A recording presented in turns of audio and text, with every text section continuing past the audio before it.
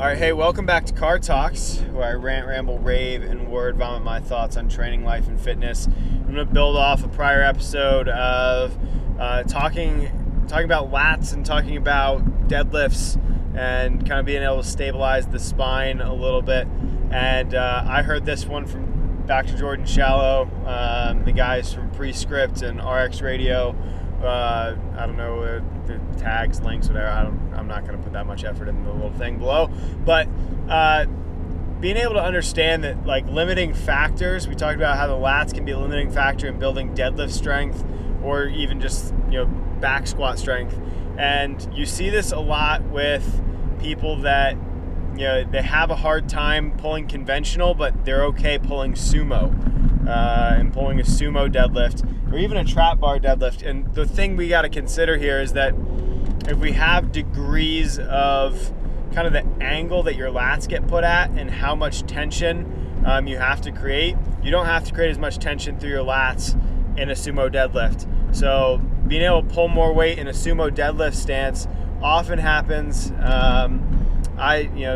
Shallow and the Prescript guys kind of mentioned it as females tend to do better with sumo, but I'd also extend that to new trainees, and high school athletes tend to do better with sumo than they do with a conventional deadlift, and largely because they don't have strong lats. And then if you go up a degree of difficulty, you're going to get about the same with a trap bar deadlift, only because, one, the center of mass is different. You don't have to move the bar around your knees, but it also creates a very similar angle to a sumo deadlift. So with a more upright torso, you have a bit more tension and a little bit more torque that you can create with your lats to keep that lumbar spine straight.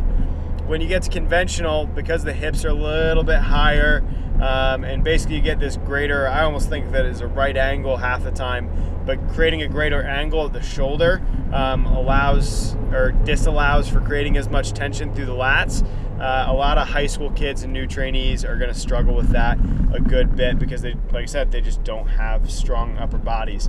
So it's just something to consider, because if you kind of go up the chain from easiest to hardest, a conventional is going to be hardest for somebody with a weak upper body.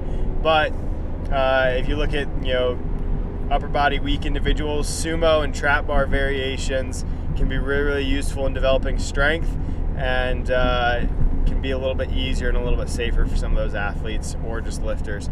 So just something for you to think about. And until next time, we'll see you in the passenger seat.